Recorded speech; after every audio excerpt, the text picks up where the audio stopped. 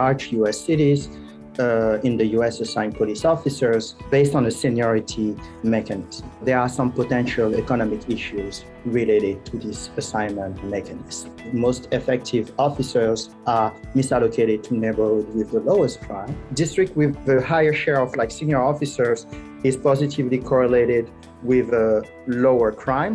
Senior officer makes less discretionary arrests and are less likely to use force.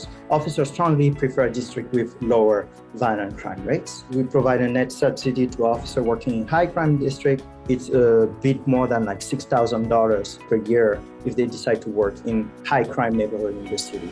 When we equalize the level of tenure across district, we're gonna find a major decline in violent crime by 4.6%.